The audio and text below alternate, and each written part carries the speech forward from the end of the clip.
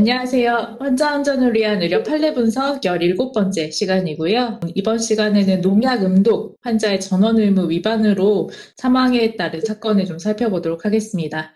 저는 진행을 맡은 아주의대 이미승이고요. 서울 아산병원 응급의학과 이지호 교수님, 그리고 법률사무소 해울의 신현우 변호사님, 그리고 연세대학교 의료법윤리학연구원 김수민 원장님, 손유미 연구원, 이유진 연구원과 함께합니다. 우선 사건에 대해서 먼저 살펴보도록 하겠습니다. 이유진 선생님, 사건 소개 부탁드립니다. 사건을 살펴보도록 하겠습니다. 본 사건의 환자는 46세 남자 환자였습니다. 2009년 6월 30일 00시 30분경 주거지에서 술에 취한 상태로 농약을 음독하여 부인이 119에 신고하였습니다.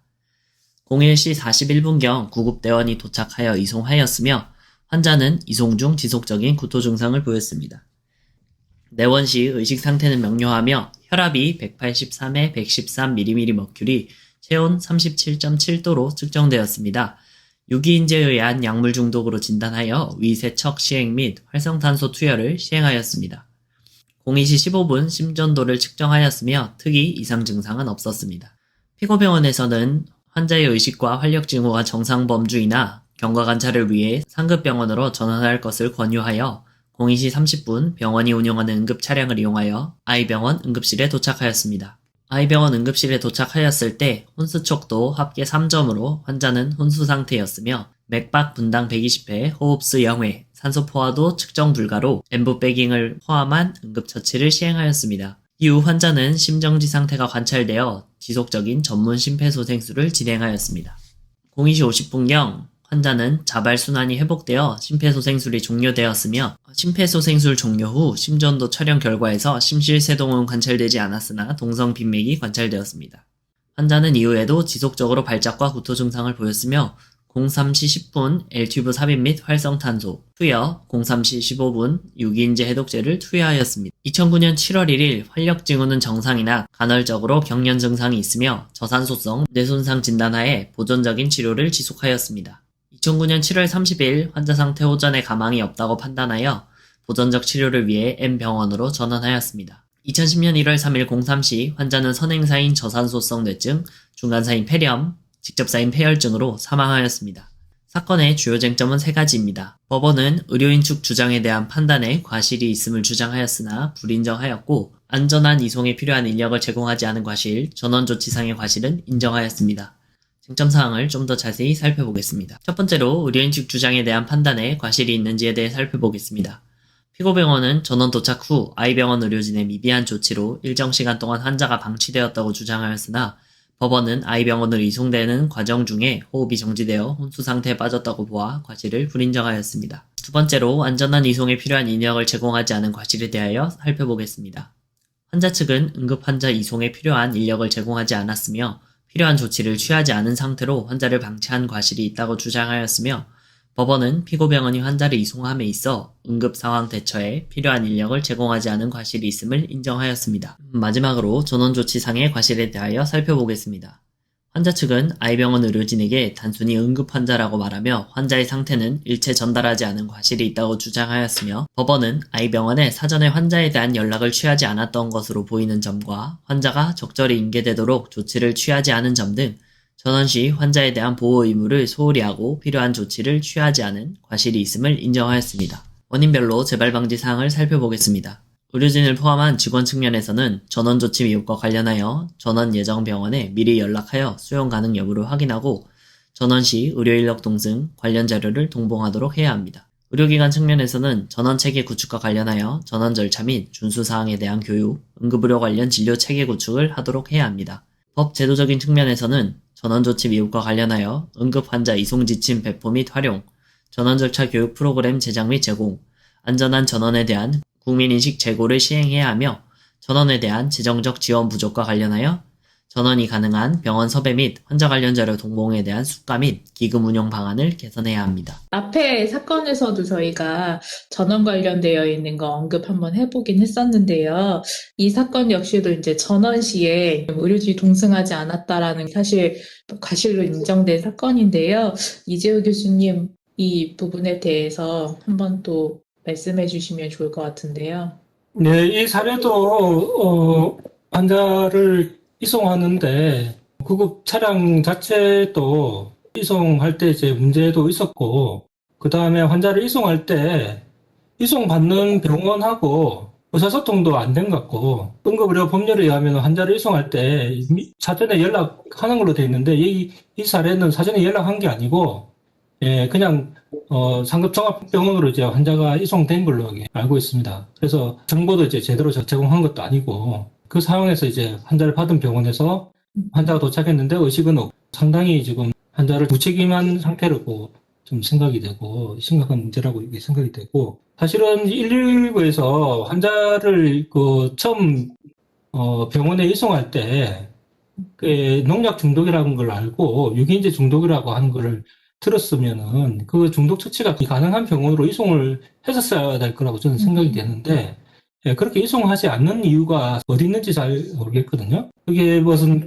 번역 지역을 넘어가서 그런 문제인지 그렇지는 또 않을 거라고 생각되는데, 처음에 그 이송할 때에도 문제가 있다고 저는 생각이 좀 들어요. 그래서 불필요하게 처음에 갔다가 다시 이송하게 되는 그런 문제도 좀 발생하고 생각되고, 이건 법원 문제하고는 좀 다른 문제입니다. 그리고 그 다음에 이제 전원 관련돼서는 상당히 좀 복잡한 문제가 있습니다. 어르신 간에 연락을 하려고 해도 전원은 환자나 보호자가 가려고 하는 병원하고 실제로 받을 수 있는가 하는 문제는 또 다르거든요. 서울 아산병원에 응급실을 가고 싶은데 서울 아산병원의 응급실은 이미 환자들이 다 차서 환자를 받을 수가 없어요. 그런 여러 가지 사정들이 사실은 전원상에 문제가 있습니다. 그래서 그게 어떤 제도적으로만 이게 단단하게 맞는다고 해서, 예, 환자가 원한다고 해서 이게 또 올 수 있는 부분도 아니고, 지금처럼 이렇게 환자가 오는 경우에 실제로 많은 환자들이, 예, 전원 오는 중에 전원 와서, 예, 다시 또 다른 병원으로 또 가야 돼서 문제가 생기는 경우들이 상당히 있거든요. 그래서 치료 시기를 놓치고 뭐 이런 경우들이 있어서 사실 뭐 중앙응급센터라든지 이런 곳에서 이런 문제들을 해결하기 위해서 상당한 노력들은 기울이고 있는데, 문제들은 여전히 좀 남아 있다고 저는 알고 있습니다. 이 케이스에서 전원하는데 걸린 시간은 사실 15분밖에 안 되는데 환자 상태가 굉장히 나쁜 상태로 원해서 네.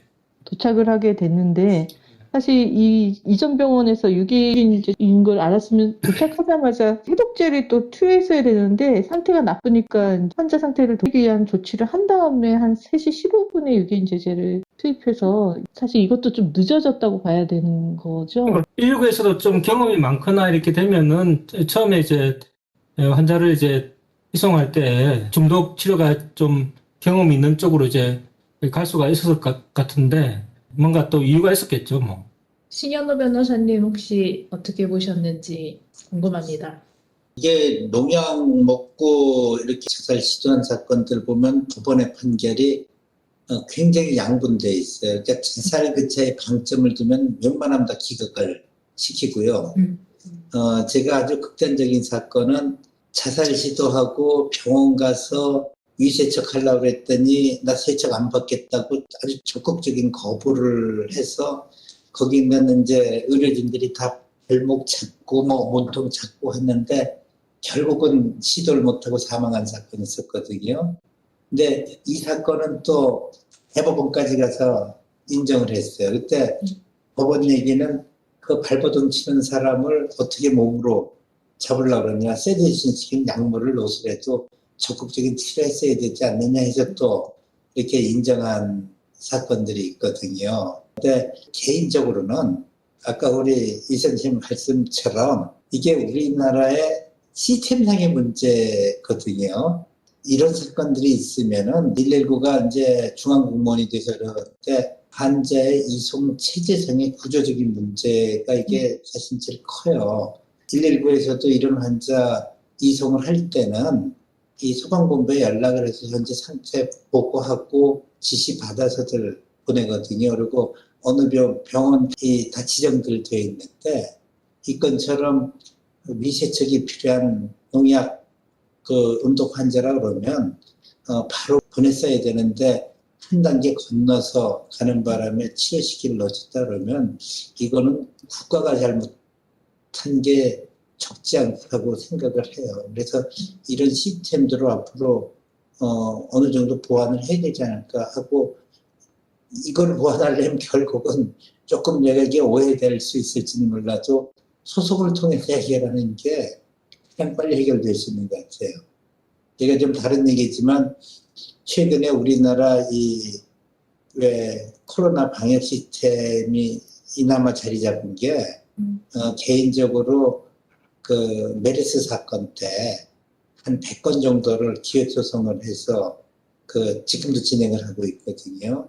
그때 질본에서 많이 징계도 받고 다음에 시스템 갖춰놓고 그러다 코로나 터지는 바람에 그래도 신속하게 대응을 했어요. 이게 누구를 처벌하려고 그러는 게 아니고 이 소송이라는 게 갖는 의미가 우리 사회에 누군가 얘기 못하는 거를 그냥 근본적으로 한번 시스템 개선을 하고 책임지게 하고 보상 규정 만들게 하는 데 있어서는 꽤 빠른 효과가 있는 것 같아요. 그러면 이거 국가를 상대로도 소송을 해가면 좋겠다라는 말씀이신 거죠? 나는 개인적으로 그 119 소방본부하고 경찰을 상대로 소송한 케이스가 몇 개가 있어요. 예를 들어서 음주한 상태로 사람이 좀 이렇게 정신이 없다고 신고를 들어가면 일단 112가 출동을 해서 파출소를 데려왔는데 파출소에서 가만히 한 2, 30분 지켜보면 이게 술 먹은 것 같지는 않고 횡설수설하는데 보면은 그 부동액 먹고 이 사망한 사건을 해봤는데 조금 있다가 이제 119를 불러서 보내려고 그랬더니 119도 또 한 30분 이상 지체를 했고 뭐 이런 과정에서 그 병원 갔는데 병원에서도 제대로 정보 전달 안 하고 그냥 119는 떠나고 하여튼 이런 사건에서 그 국가하고 119는 지방자치단체 그다음 병원 세 군데 상대로 소송 제기를 한번 해본 적이 있거든요. 그랬더니 이제 결국 병원에서 위자료 정도 받고 끝내는 선에서 합의를 하면서 법원이 경찰하고 소방관은 빼자. 그 대신 거기는 소송 비용은 서로 부담 안 하는 걸로 같이 해가지고 소쳤는데 하여튼 그런 사건들이 들어가면 119에서도 내부적으로 자체 시스템 점검도 하고 재발 방지를 위해서 애는 써요. 혹시 이 사건 관련해가지고 추가로 더 말씀해 주실 사항 있으실까요?